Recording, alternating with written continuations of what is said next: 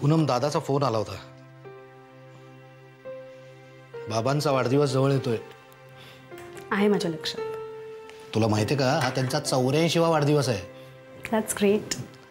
दादा सांगत होता, जेव्हा माणूस 84 वर्षाचा होतो तेव्हा त्यांनी 1008 वेळेला पूर्ण चंद्र पाहिलेला असतो म्हणे. खरंच? मला ठाऊक नव्हतं.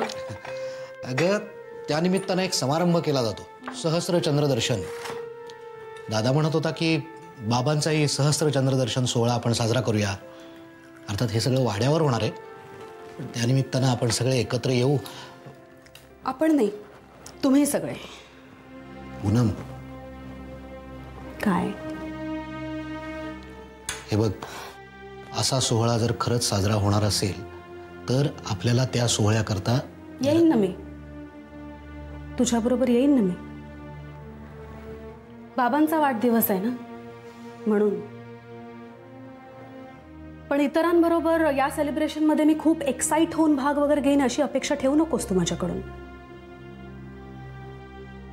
पूनम, हेच क्षण असतात का? मागचं सगळं विसरून आपण काही गोष्टी मी विसरू शकत नाही बाळ. म्हणजे पूनम, तू या सगळ्या जेव्हा तुमचं ठरेल ना या सेलिब्रेशन विषयी तेव्हा सांग मला. नक्की येईन मी तुझ्याबरोबर. But don't expect anything else from me. आणखीन काही हवंय तुला?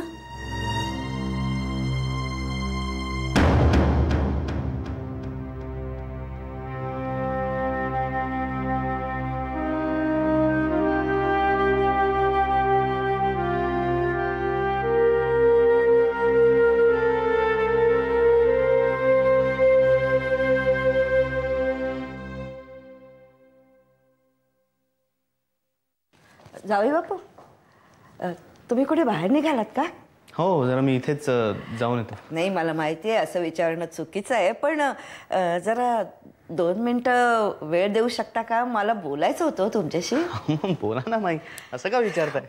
नाही, काय आहे, मी पुढच्या आठवड्यात परत जाईन म्हणते. अहो, इतके दिवस घर रिकामं बंद ठेवणं बरं नाही. काय माई, काय घाई आहे एवढी? राहा ना अजून महिनाभर तरी. महिना? नाही. अहो, मुलीच्या सासरी इतके दिवस राहणं शोभत नाही. काय माई, कुठल्या काळातल्या गोष्टी करताय तुम्ही? अहो, मी ज्या काळातले त्याच काळातल्या माझ्या गोष्टी. हा, आता तुमचं आणि शुभ्राचं बाळ आल्यानंतर तुम्ही म्हणाल तितके दिवस मी इथे राहीन हो.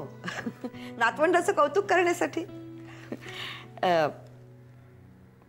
एक विचारू? वसुधाताई म्हणत होत्या की मूल होऊ न देण्याचा निर्णय तुमचा आहे असं तुम्ही त्यांना सांगत होतात. हो, खरंय. मला माहिती आहे हे खोटं आहे. अहो, मी माझ्या मुलीला ओळखत नाही असं वाटतं का तुम्हाला?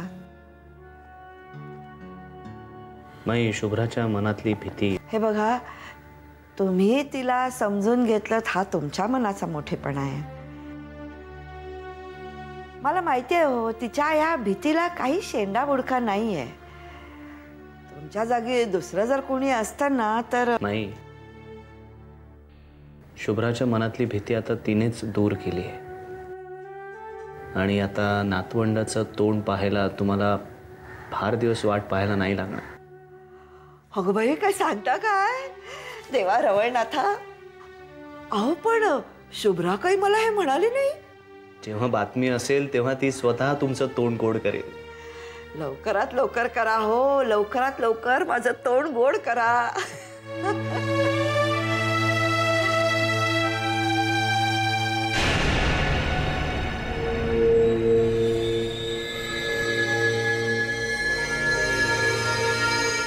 आजोबा, काय एकटेच बसलाय तसे? काय करायचं बाबा, दब रात्री जरा तेल लावून कशाच्या वाटीनं घास, झोप चांगली लागते. घासतो. एक काम करा ना माझं. कुठलं? मला ते पान द्या ना. कोणतं पान? तुमच्याकडे आहे ते त्रिशूळवालं. त्रिशूळवालं? हा. आता नाटकं करू नका. द्या ना द्या ना. अरे जे इथं कुठं पान आहे? पान हवं ना, हा. ते बाहेर मिळतं. तिकडं पानाची टपडी आहे. तर मला बी एक त्याच्याकडनं घेऊन ये. चांगली कत्री सुपारी टाक म्हणाव.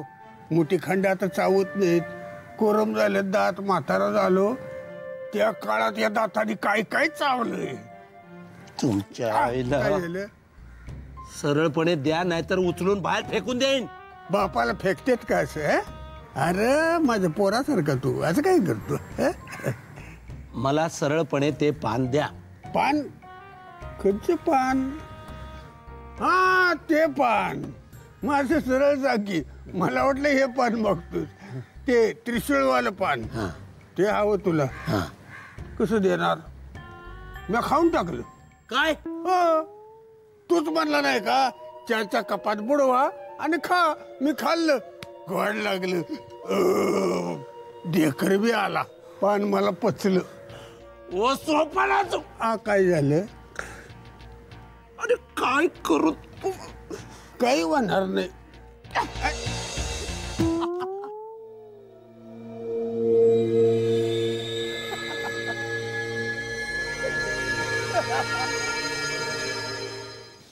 हॅलो. अभिमान, बाळ बोलतोय. Oh how are you sir? I am fine. आणि हे सर वगैरे काय लावलंयस एकदम? नाही तसं नाही, म्हणजे पटकन काय बोलावं ते कळत नाही ना. सुलेखा जिजू म्हणते मला. या. अरे तू कामात नाही आहेस ना? नाही नाही. नाही, नाहीतर तू कामात असायचास आणि मी डिस्टर्ब केलं असं व्हायचं. No no no, not at all. मग ठीक आहे. I hope you enjoyed our company the other day. Yeah, very much. नाही, कारण नंतर तू जरा गप्प गप्प होतास. म्हटलं आमची एखादी गोष्ट आवडली नाही की काय तुला? नाही नाही, असं काही नाही आहे. नाही, विचारणं आमचं कर्तव्य आहे बाबा. काही झालं तरी मुलीची बाजू आहे आमची. No, please please don't say that. बर बर. मग ये ना एक दिवस घरी, वेळ असेल तेव्हा. नाही, मागच्या वेळेला अगदीच फॉर्मली भेट झाली आपली. आता भेटीगाठी होत राहायला पाहिजेत. या, काहीच हरकत नाही. आणि हो, ते बडोदा आणि जैसलमेरचं माझं कन्फ्युजनच झालं बरं का. म्हणजे ॲक्च्युली माझी एक ऑफिस कोलिग गेली होती बडोद्याला आणि सुलेखा जैसलमेर. बघ, पुन्हा काहीतरी उलट बोलतोय मी. ही सुलेखा गेली होती. माझ्या आलंय लक्षात काय कन्फ्युजन आहे ते. तुझ्या लक्षात आलंय ना? मग झालं तर. आपण भेटू जीजू. मी फोन करतो तुम्हाला. नक्की कर, मी वाट बघतोय. चल ठेवू phone. Bye bye.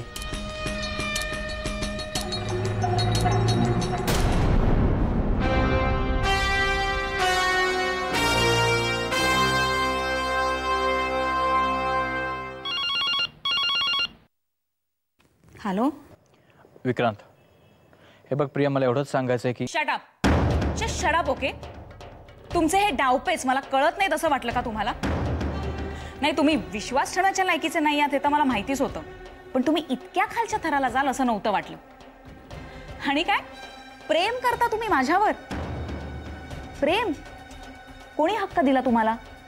Inspector Bhosale, माझ्यासाठी तुमचं अस्तित्व शून्य आहे. त्यामुळे प्लीज हे असले चीप प्रकार यापुढे माझ्या बाबतीत करू नका. इनफॅक्ट मी तर असं म्हणेन की यापुढे तुम्ही माझ्या वाटेला मरेच तोवर जाऊ नका. मला वाटलं नव्हतं मी असं कधी कोणाला म्हणेन, पण आज अगदी मनापासून असं म्हणावं असं वाटतंय की I hate you inspector Vikrant Bhosale. I just hate you and I mean it to the hilt. माहिती आहे मला, वेगळं सांगायची गरज नाही. हे बघ प्रिया, मला इतकंच विचारायचं होतं की गेले काही दिवस सुलेखाजी गायब. तुम्हाला अक्कल नाहीये का हो? एकदा सांगितलेलं तुम्हाला कळत नाही? मला तुमच्याशी कुठल्याही विषयावर बोलायचं नाहीये, because you just don't exist for me. Okay,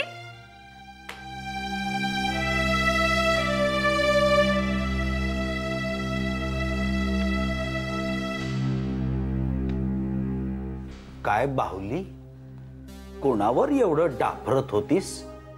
कुणी नाही.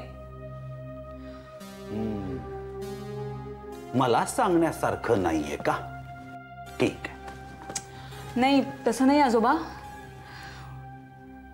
आजोबा, काही माणसांना डोक्याला ताप असतात, नुसती ताप. कशाला त्यांच्याबद्दल बोलून आपण आपला वेळ फुकट घालवायचा?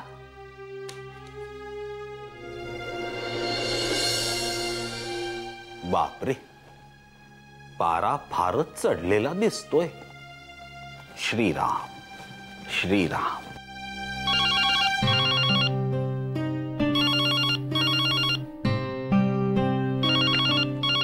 श्रीराम.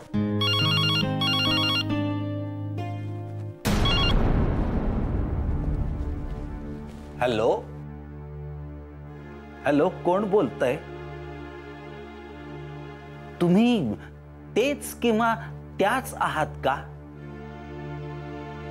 जे किंवा ज्या आत्ता माझ्या नातीची बोलणी खात होते किंवा होत्या?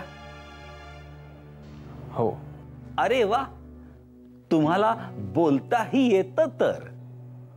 आपण कोण बोलताय?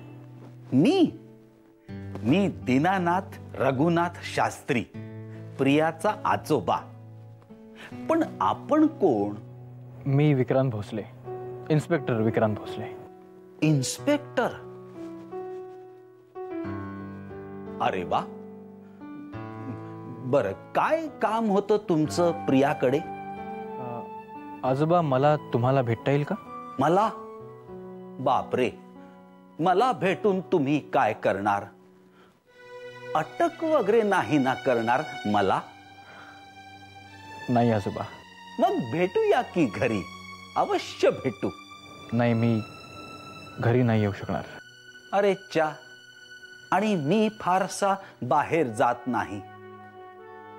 हा, बरं का, दर सोमवारी मी इथेच शंकराच्या मंदिरात जातो. Oh great. मग मी तिथेच येऊन भेटेन तुम्हाला? By all means. Thank you so much sir. You are welcome officer. Shriram Shriram.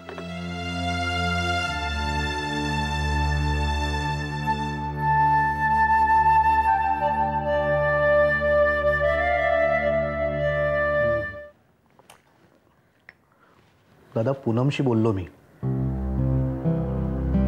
येईल ती. हे सगळं फंक्शन मात्र वसईला वाड्यावरच करायचं ना? अर्थात वसईलाच. बाबाच म्हणाले तसं ना. ते म्हणाले त्याप्रमाणे विधी वगैरे काही करायचं नाही. म्हणजे काय, फक्त फॅमिली गेट टुगेदर होईल. एवढं झालं तरी पुष्कळ आहे. आपण आधीच्या लग्नात शेवटचं एकत्र आलो होतो, तेव्हा सुद्धा मी आणि पूनम नव्हतोच. बरं, बाकी कुठल्या नातेवाईकांना बोलवायचं? तर आणखीन कोणाला बोलवायचं? नाही, म्हणजे मामा आहेत, माई आहेत, राधाच्या माहेरची माणसं वगैरे. बाबा म्हणाले की फक्त जवळचे नातेवाईक हवेत. मग ठीक आहे, ते म्हणतील तसं. फक्त आपल्याला आधी क्लिअर असलेलं बरं, नंतर उगाच कोणी दुखावलं जायला नको. हो, आधीच आपल्याकडे दुखावलेल्या माणसांची यादी काय कमी आहे? दादा,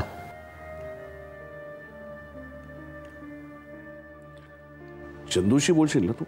अरे हो, आत्ता तुझ्या समोर लावू का फोन? नाही, तसं नाही म्हणते.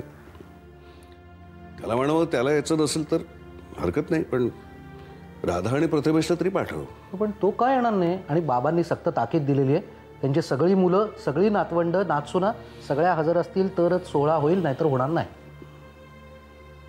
हे सगळं तू त्याला सांग. नाही रे, त्याला सांगायची गरज नाही पडणार.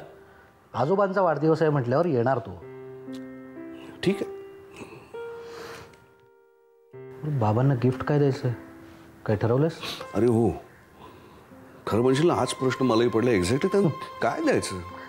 माझ्या डोक्यात आलं होतं, त्यांना ते आवडतं गोल्ड टिपचं पेन, ते देऊया. हे का पॉकेट वॉच देऊया आपण. त्यांच्याकडे लहानपणी होतं पण आपण. हो, तू फोडलं होतंस ते. मी नाही, कुसुमताईने फोडलं. नाही, तूच फोडलं होतंस. अरे नाही, मी नाही, मी काय, कुसुमताईने फोडलं होतं. कशाला सारवा करतोय? मला चांगलं आठवतोय, तूच फोडलं होतं. नाही, हे बरं आहे तुमचं, जबरदस्ती. लहानपणापासून जरा घरात काही पडलं फुटलं की सगळं बिल माझ्यावर पडायचं. बाबांची ती शाईची दौत फोडली होतीस तू, आठवत आहे ना? पण ते मी कबूल केलं होतं की माझ्या हातून फुटली म्हणून. ते तुझ्या नावावर बिल नव्हतं फाडलं मी. ही सगळी काय जी मस्ती होती ना, ती तुझ्यात आणि कुसुम मध्ये. मी तुमच्यात नसायचोच खरा. हो का? वाड्यावर गेलो ना, एक एक कोपरा दाखवतो तुम्हाला, कुठे कुठे आणि कसं कसं पिदवलं होतं मला. ऐक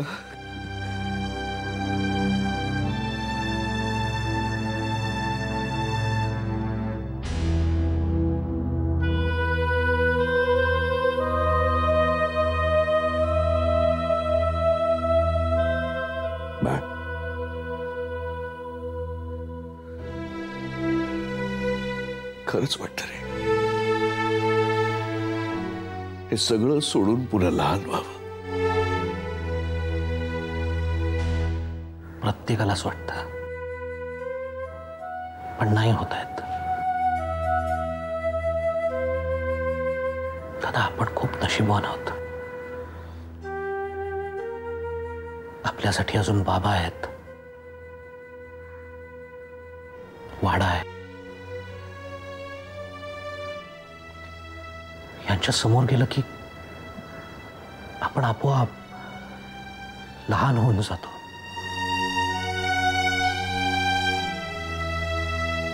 मग कसलं टेन्शन नाही.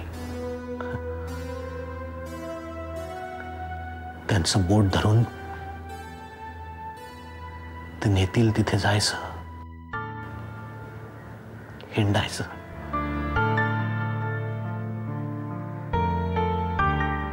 ते लोक खूप खूप कमनशिबी असतात ज्यांच्या हातून हे बोट लवकर निसटून जातं.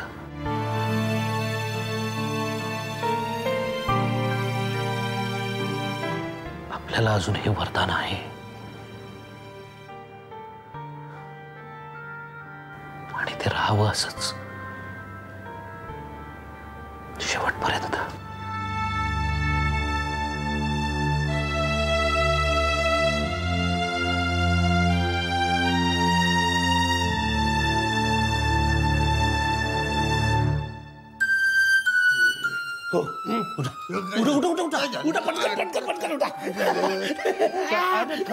मी तुमच्यासाठी काय आणलंय ओळखा बघू.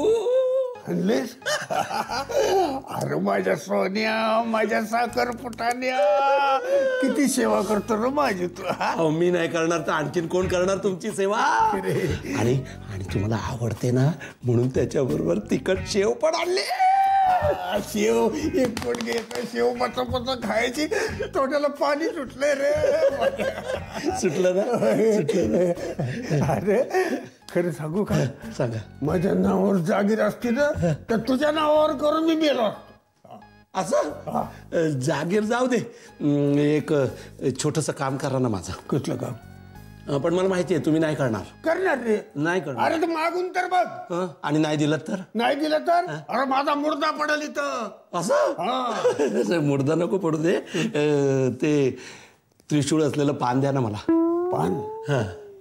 कसं देणार पान? का? अरे द्या ना. माझा उपास आहे. उपास? आज कसला उपास? होय. आज ना अंगारकी, ना संकष्टी, ना एकादशी.